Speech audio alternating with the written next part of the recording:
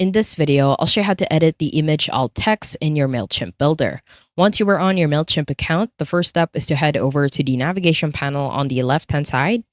And at the bottom, you want to click on the second option, which is campaigns. Now, once you are on the campaign section, what you need to do is simply head over to the campaign in which you want to edit.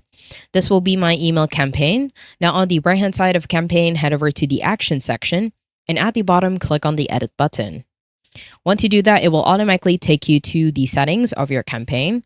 From here, head over to the fifth section, which is content. And on the right-hand side of content, simply click on the button to edit the design.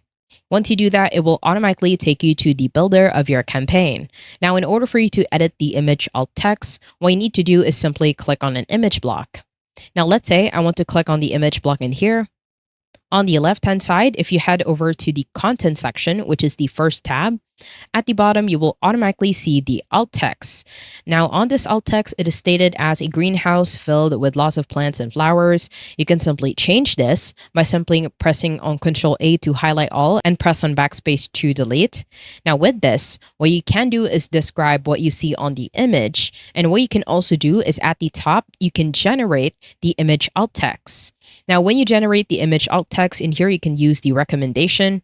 And once you have the image alt text, as you can see, it will automatically save. What you can also do is simply type it out on your own. Let's say this is a plant with lots of leaves as well as orange-like fruits. And once you do that, it will automatically save. You can also do the same thing for a logo. Let's say you want to change this image.